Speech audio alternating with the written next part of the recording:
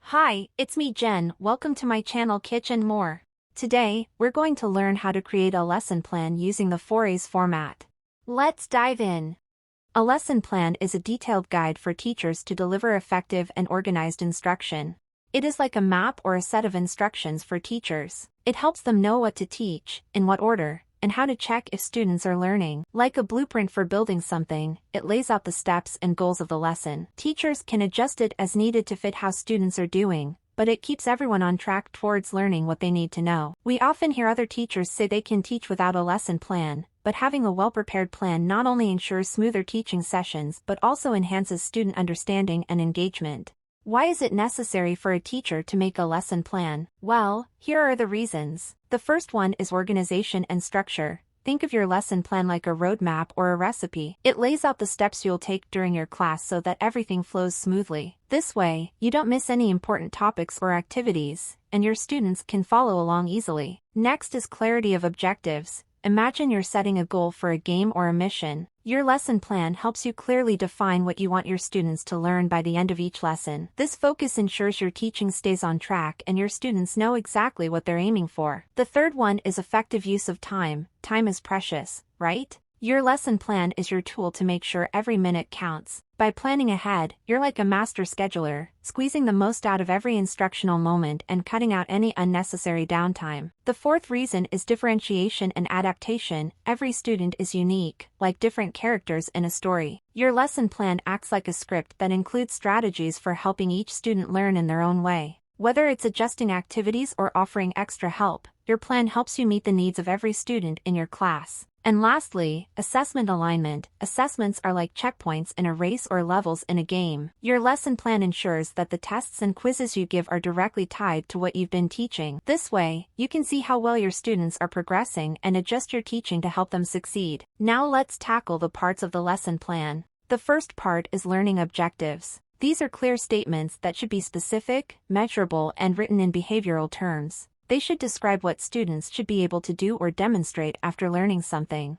They specify the action students will take, the conditions under which they'll do it, and the level of performance expected. Now, where do we get our lesson objectives? Look at this, the K-12 Curriculum Guide in English, provided by the Department of Education. It outlines learning competencies. These are the specific skills and knowledge that your students need to master at each grade level. You need to use these competencies to create lesson objectives that will guide what students will learn in each lesson. By aligning lesson objectives with these competencies, you ensure that your teaching directly supports students in achieving the broader educational goals set by the curriculum. This connection helps maintain consistency and effectiveness in education across different schools and grade levels. How should you write your lesson objectives? When crafting lesson objectives, it's important to ensure that they follow the SMART criteria: specific, measurable, attainable, relevant, and time-bound.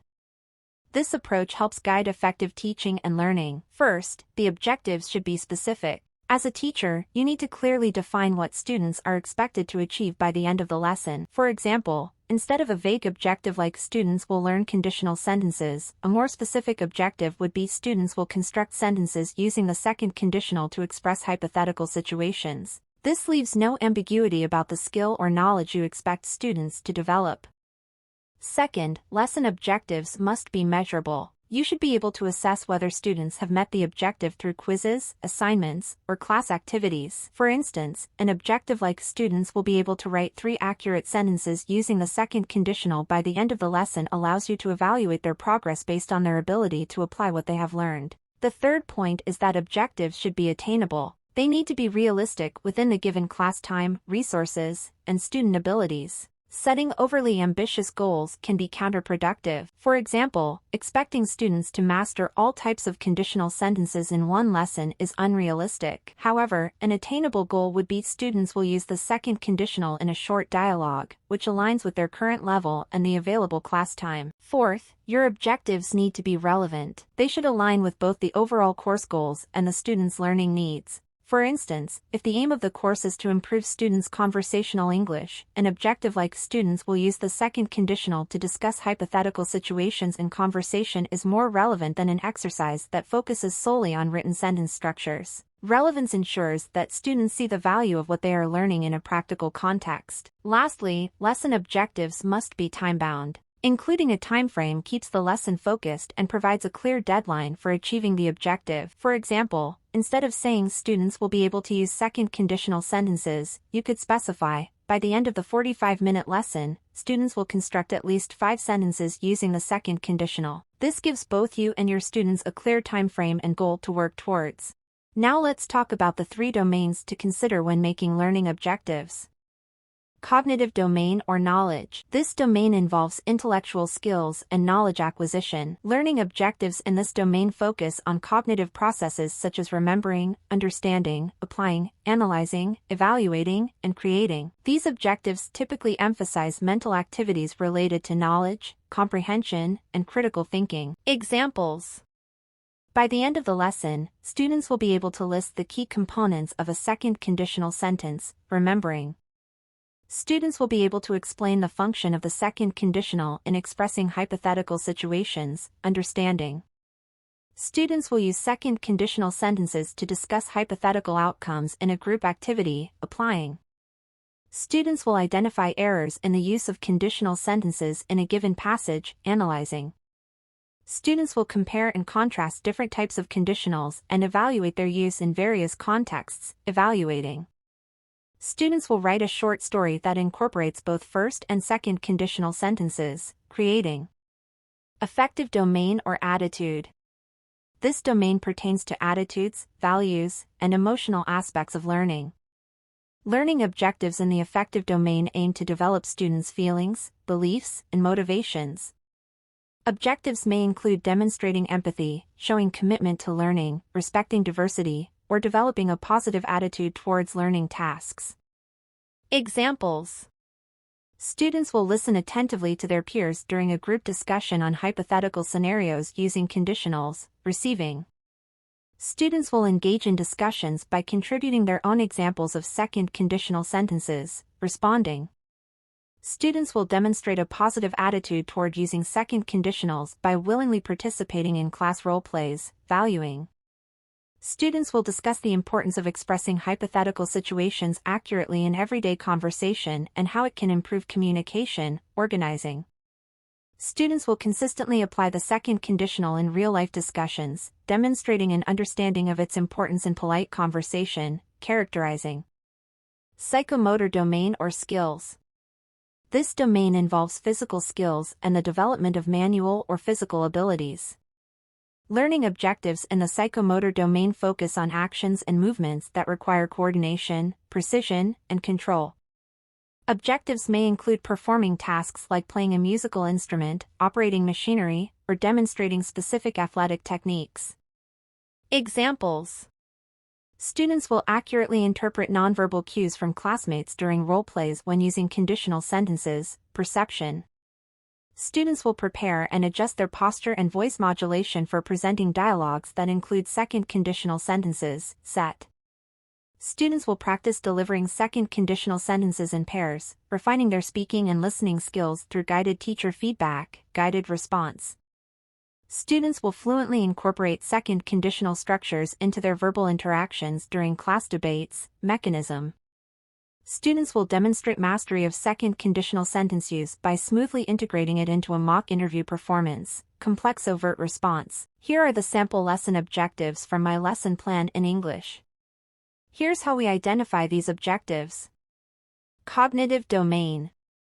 Objective: analyze and identify the pattern and uses of zero conditional sentences. Explanation: this objective involves mental processes such as analyzing and identifying patterns in language structure, which clearly falls within the cognitive domain. Affective domain. Objective: demonstrate the ability to orally produce zero conditional sentences. Explanation: while primarily cognitive, this objective also touches upon the affective domain by requiring students to demonstrate their comfort and confidence in using the language orally. Affective domain includes emotions, feelings, attitudes, and behaviors in learning. Psychomotor domain. Objective: construct sentences using the zero conditional structure. Explanation: this objective focuses on the physical action of constructing sentences, which involves the psychomotor domain.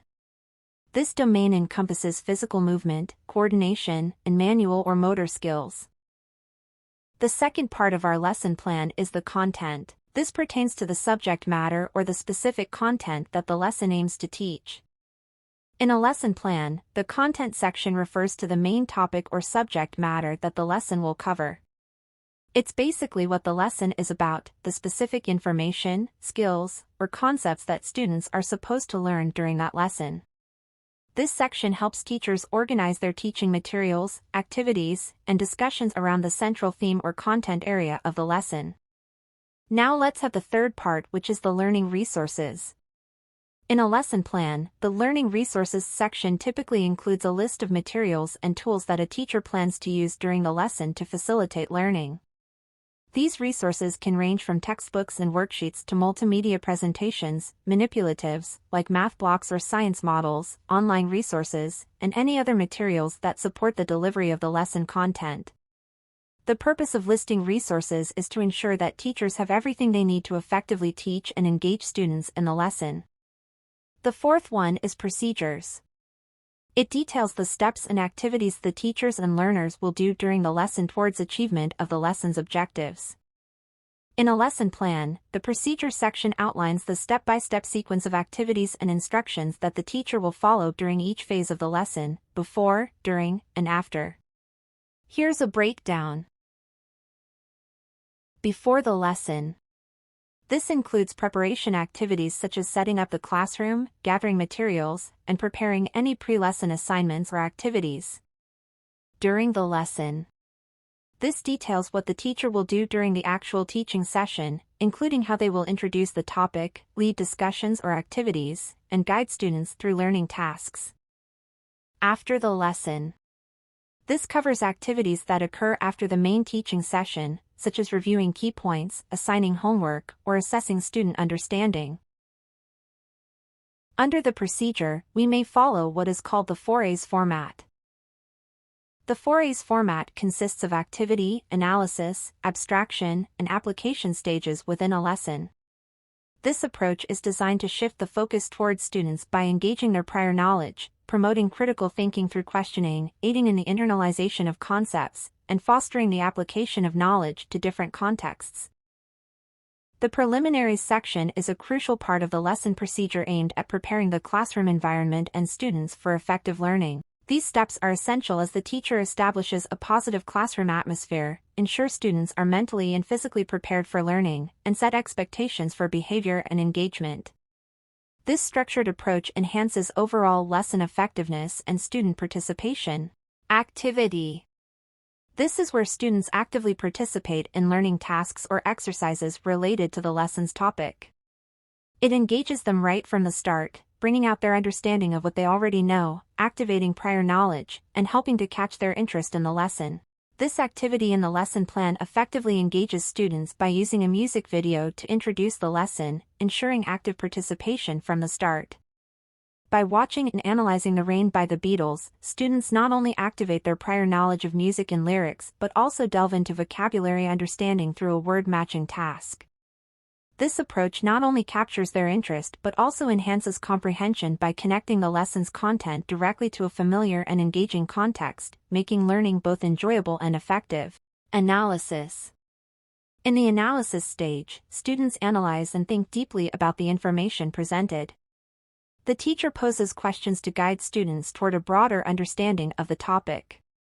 This encourages discussion, comparison, and critical thinking, helping students to break down and understand the material better. These tasks promote critical thinking, creative application, and reflective analysis, fostering a deeper grasp of grammar concepts in varied contexts. The teacher's role in asking probing questions also stimulates discussion, comparison, and enhanced comprehension among students. Abstraction. In the abstraction stage, students generalize or summarize what they've learned, connecting specific details to broader concepts or principles. Students are expected to grasp the discussed concepts and generate their own discussions, expressing the lessons in their own words. This is an abstraction activity because it helps students understand and summarize the zero-conditional structure.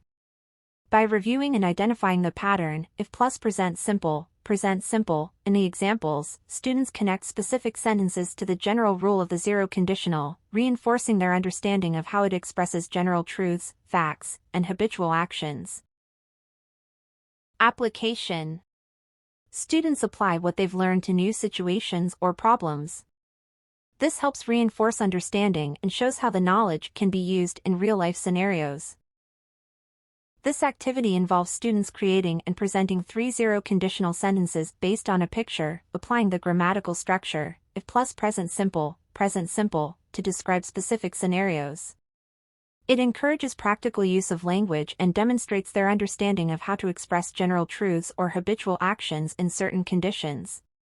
Now let's have the next part of our lesson plan, which is the evaluation. Evaluation is when teachers assess how well students comprehend the lesson content.